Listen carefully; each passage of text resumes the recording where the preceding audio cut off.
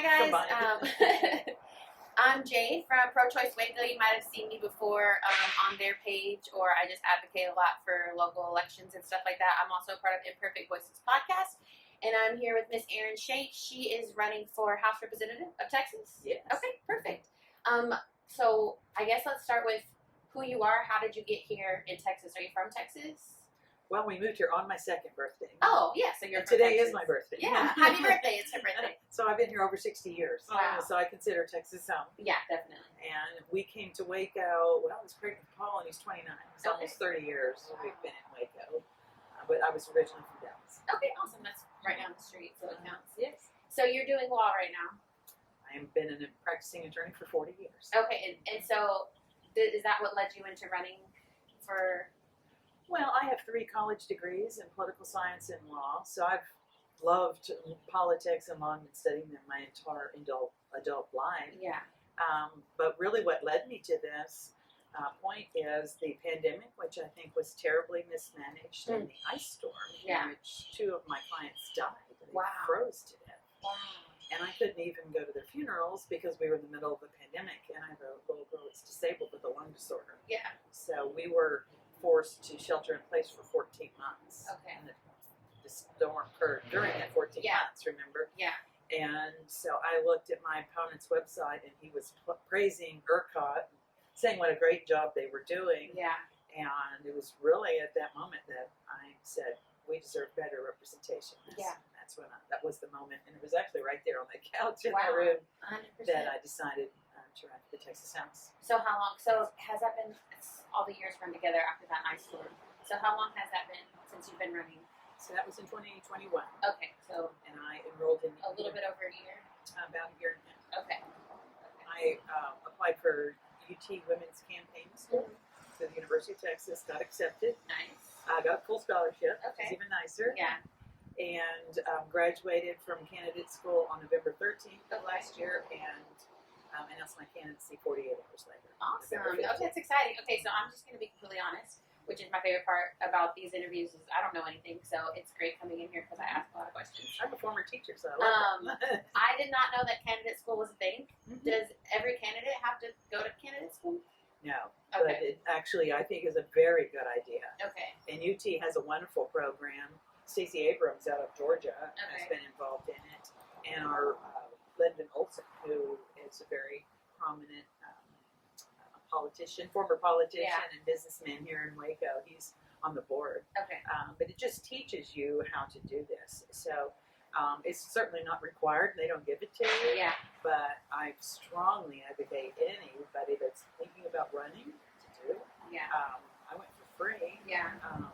And they're usually very expensive. It just gives you an idea about there's a lot to this that is behind the scenes. Yeah. And so it teaches you all of that. And I'm a lifelong learner. Yeah. So I loved it. That's awesome. So when you're running, that is like completely like non-funded, right? It's like okay, so you're like sponsors and all that. Well, you fundraise. Okay. You call friends and family and people you don't even know. Yeah. And you fundraise, and that's how you pay for it. Do you feel like for Waco, have you gotten a lot of support? We've got a tremendous amount of support from Waco. We've raised over $100,000 for this campaign. That's awesome. That's why you see me so prominently Yeah. on social media. Definitely. Why I have columns that are in the newspaper. That's for a little older generation. Yeah, because you got to get everybody. Right. So we do social media, Instagram, Twitter for your generation. Yeah. I'm in the Waco Trib, the West paper, and the McGregor paper for a different generation. Yeah. And then I'm out and about trying to do every event that I can. Yeah, and I don't, we talked about this before when the interview started, but I met Erin while we were walking for, I can't remember what it was for. My early campaign. And I met a bunch of different people, and it was a lot of fun. We were in North Waco, kind of by the Dewey Center. Yeah, so I got to meet a few more people out there. Yeah, it was really nice. It's definitely, and people kind of, I think it's kind of hard to get people to walk. Like, what is, I feel like the benefits, like if we're trying to advocate for like younger people to. Well, I think it's real important that the candidate go with the block walkers. So Yeah. I'm always there when folks are walking. It's just one of the many ways to, contact voters and to talk to people and let them know this is really who, a real person here that really wants to represent you and bring better representation to our community in Austin. We have been so poorly, just really not represented in Austin for the last almost 20 years by my opponent. And this is a time that we need representation in Austin, and we most definitely need women representing us in Austin. Yeah, 100%. Okay, so can you talk a little bit about what, falls under your, job description? If you are elected for House Representative, what does that mean? Well, the Texas House of Representatives is part of our Texas state government. So you have the governor, and then you have the Senate and the House. Okay. Just like on the federal level, you have the president and the Senate and the House. Okay. So we just replicate that here in Texas, but you have the governor and the Senate and the House. Okay. So I am seeking to be the representative from most of McLennan County in Austin. Okay. Unfortunately, my opponent has gerrymandered all of East Waco out of the district, and the minority portions on this side of the river, he's also gerrymandered out to try to suppress their vote.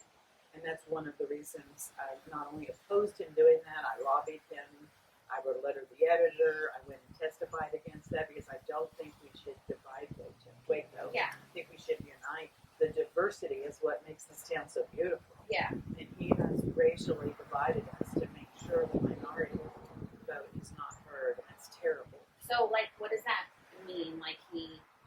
It's done? Yes, it was done in the last session, and that's why we don't need to elect him anymore. He's done it twice. Okay. Redistricting happens every 10 years. Okay.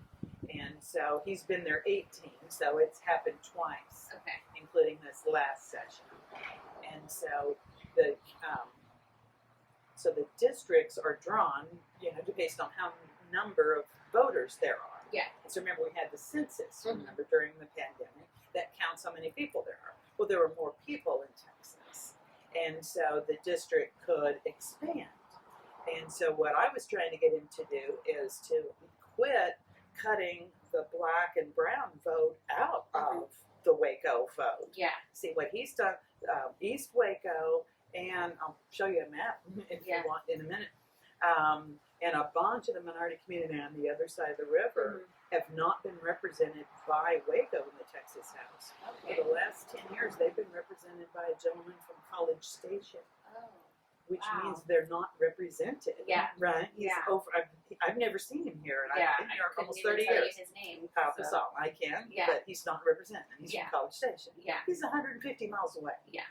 And of course, the minority vote would be much more of a Democratic vote. Yes. So if you take the Democratic vote and you dilute it with all the rural communities between here and College Station, and then you further dilute it with the vote of College Station, which I have not studied it, but I assume it would be a lot of Republicans, then they don't have a voice because you make sure they can never elect a candidate because you've diluted their vote. That's called voter suppression. So for this election, they're voting still for College Station? Well, they've moved it, and so now East Waco and our minority community on the other side, because of Doc Anderson's vote, will either be represented by a woman from Hillsboro or a gentleman from Marlin.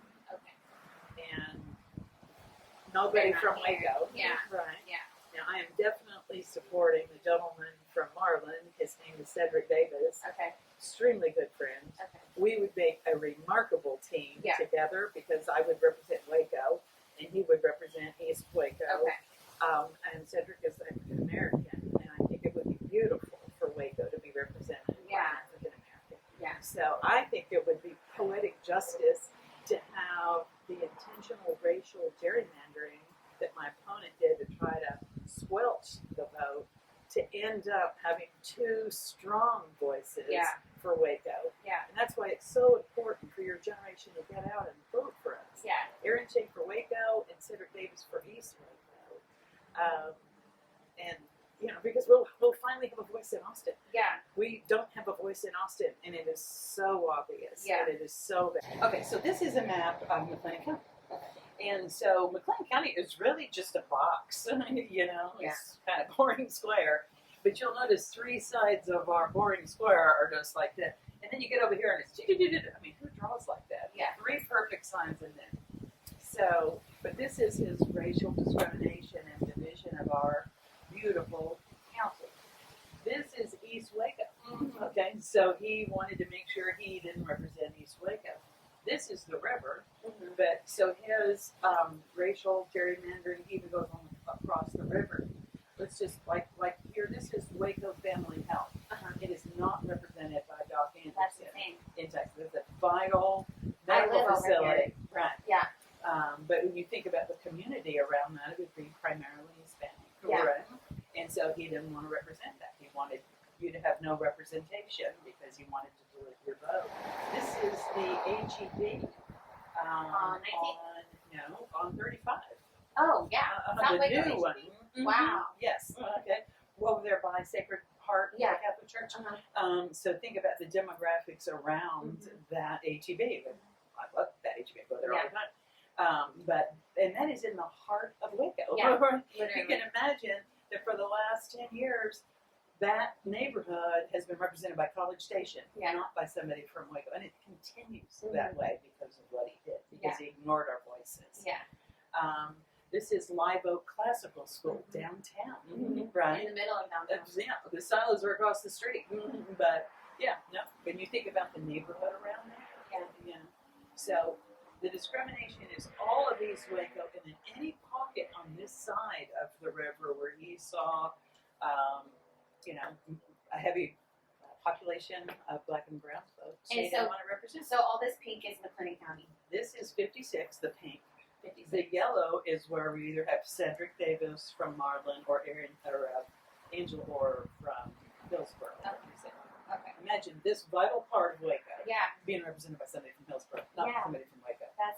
That's why visually you got to look at it to see how racially discrimination. And I'm a woman. I have been discriminated against. I've been practicing law for 40 years in federal court. It's usually a white man's court. So I know what it feels like. Some people have asked me before, how can you represent the minority community? Well, certainly women have had struggles just like minorities have with discrimination.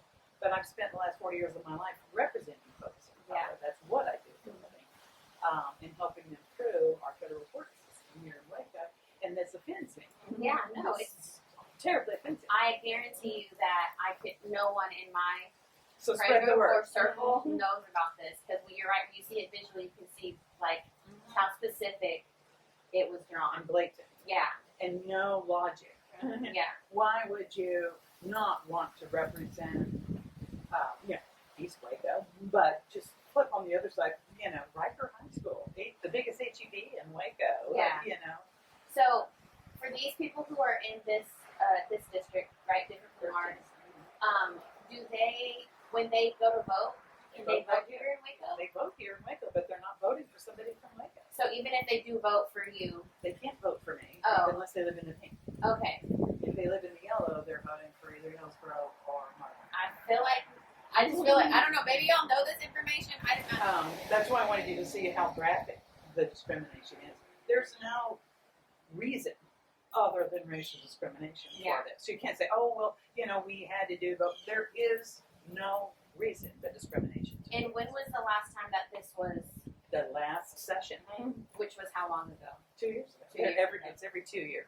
Every 2 years. Okay, so if you get an office, will you be able to change it? No, it's redrawn every 10 years. Okay. But the session is every 2 years. Okay. But our candidate for Lieutenant Governor, Mike Collier, wants to take this gerrymandering and make it illegal in Texas. Okay. And have our districts drawn to keep communities of interest together. That's what the law says it should be. Yeah. So East Waco is definitely, in my opinion, a community of interest with Waco. 100%. And so is the community of Riker and But he wants to do that through voting commissions, nonpartisan commissions that use, computers and algorithms and draw lines. These lines were drawn so as to prevent a Democrat ever winning.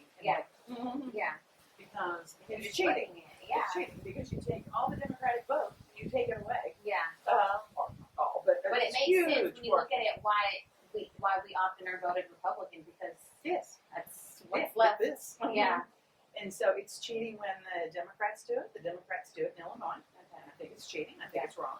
It's cheating when we do it here. Yeah. But some people think that Waco is so, historically red and no one can ever win. This is wrong. Yeah. Because they cheated and they discriminated against us racially. Yeah. And this hurts Waco. Mm-hmm. It definitely hurts, 13. Yeah. All of this community. But when you take our beautiful community and you divide it like that, it hurts our entire community. Yeah. Because when this much of our citizenry is not represented in Austin, and then this is represented by somebody who's been voted as the worst legislator of all 181 of them, and he's won that distinction twice, we aren't represented in Austin. Yeah. And that's why we got to elect Cedric here and Erin here. Okay. Because we would have a woman and an African American representing us in Austin. It would be awesome. That's the vote. I would laugh all the way to the bank. Yeah.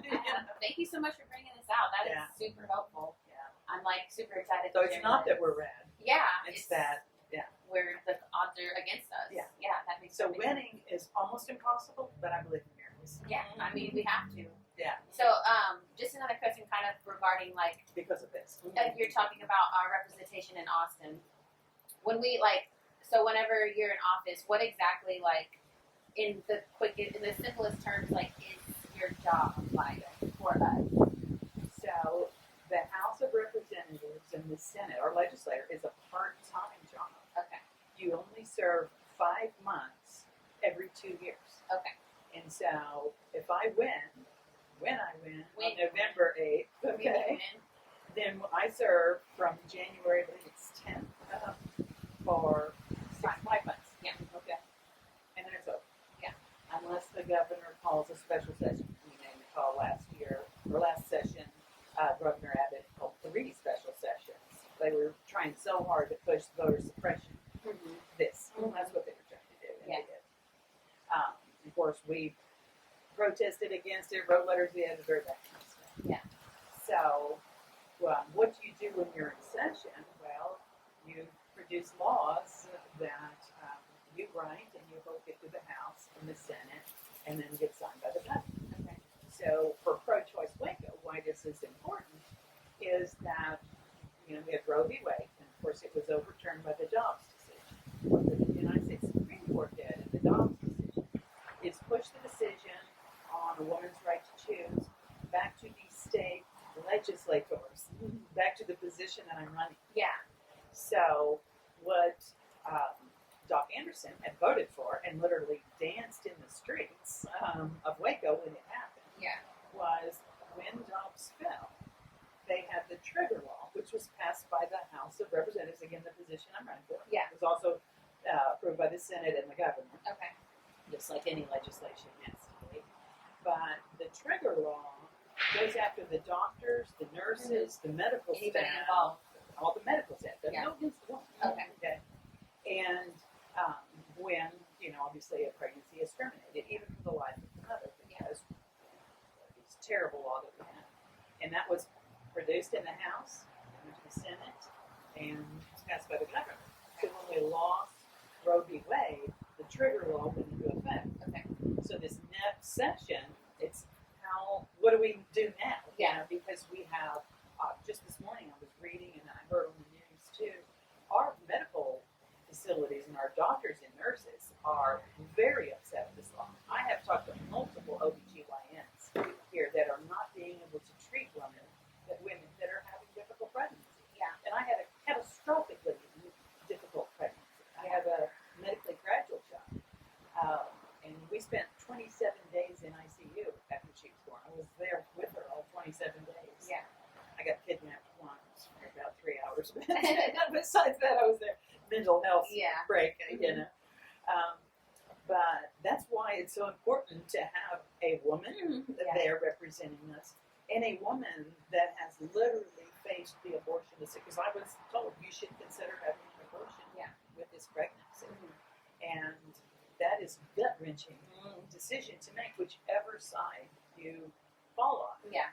And I think someone who's looked at that question straight on needs to be helping inform our laws in this next session.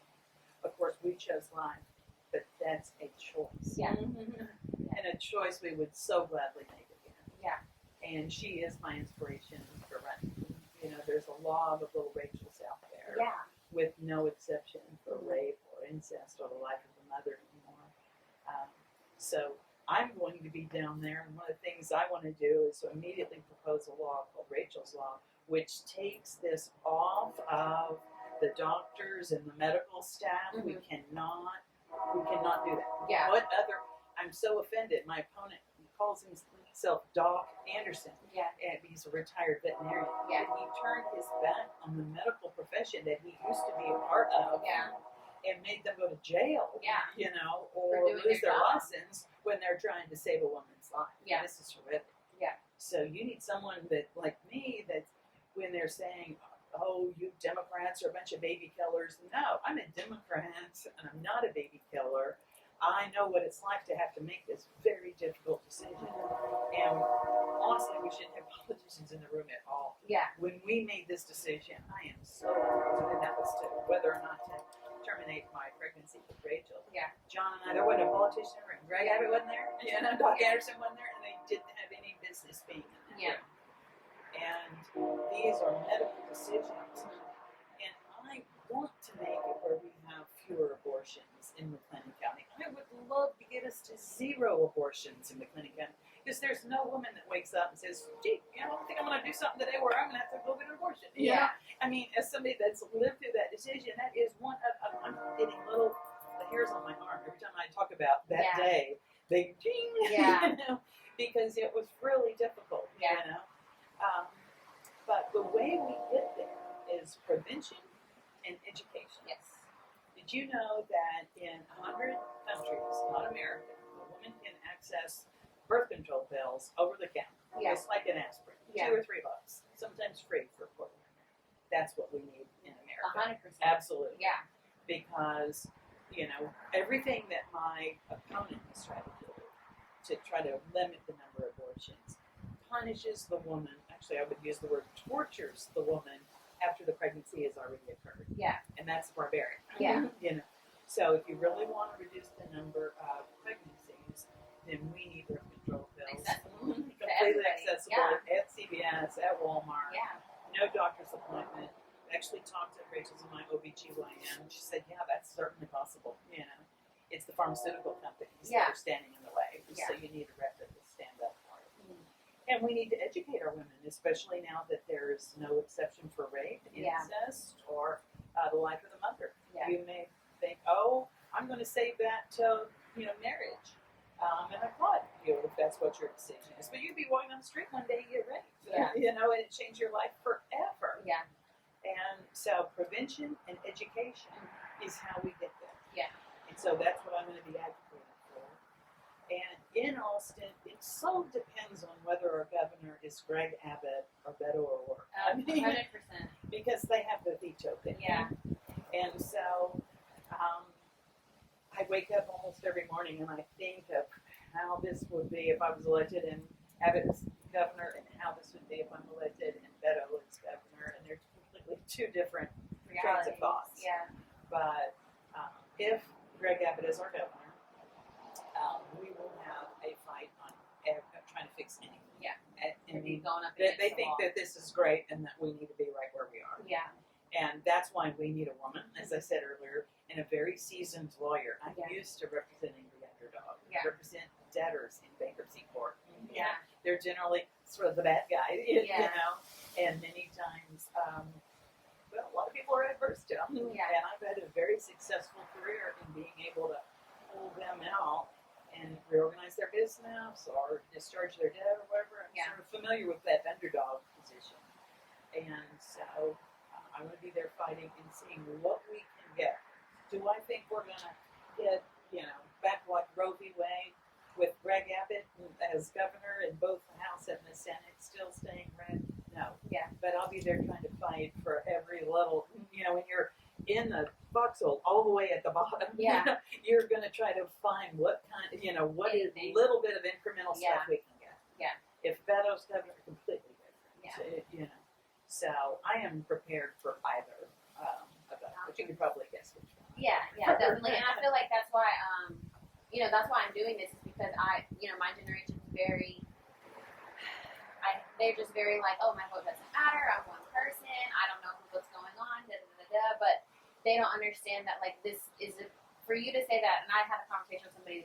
For you to say that you don't have to vote is a privilege because you feel like it doesn't affect you. But just because it doesn't affect you doesn't mean that it's affecting people, your friends next to you, and the women that you work with, and your parents, and your stuff like that. So hearing this, I feel like you said, it just takes each little step like all together.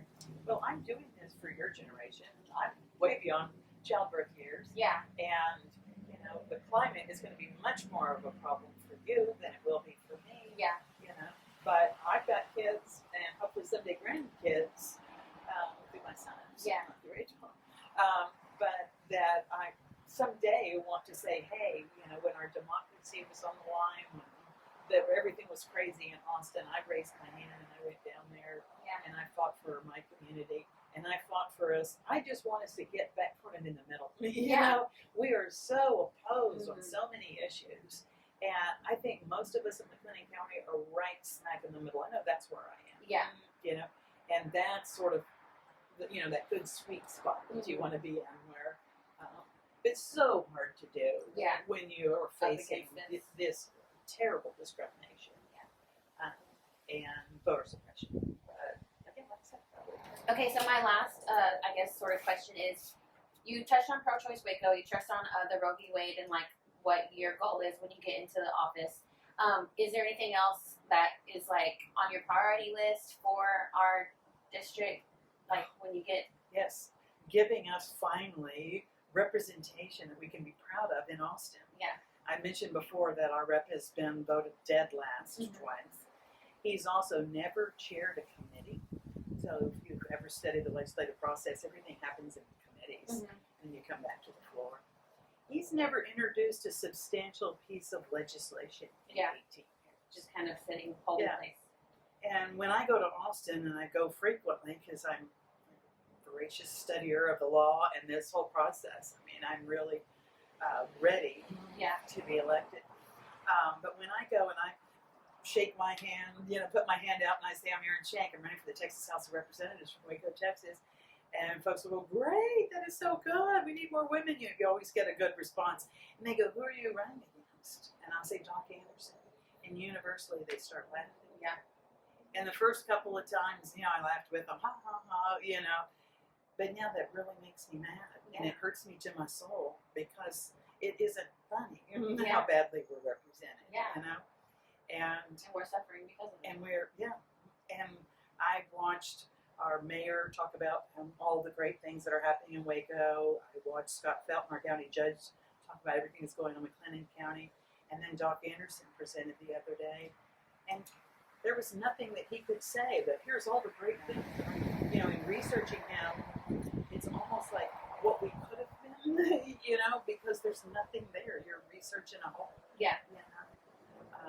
So we've just got to fix this. We gotta take action.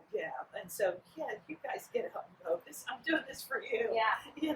So I'm pleading with you. Yeah. I was on the phone with my son who's in North Texas going, when are you coming back to vote? Yeah. Your mom is here.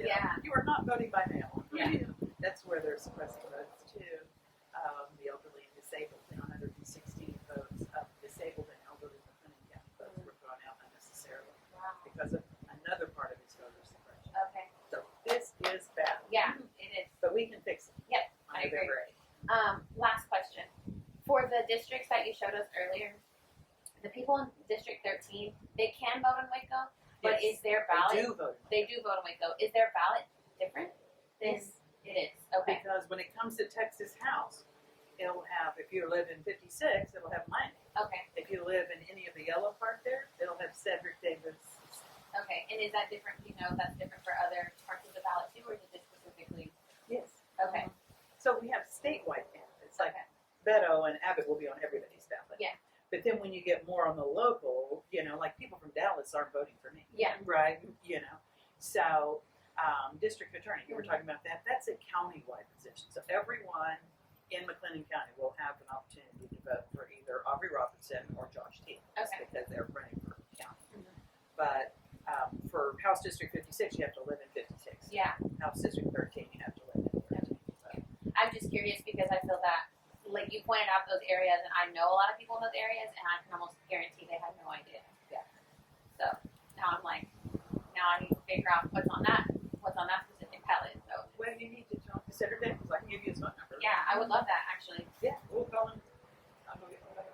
Perfect. Thank you so much, Erin. Thank I you. really appreciate it. This was so educational. I feel like I Anytime.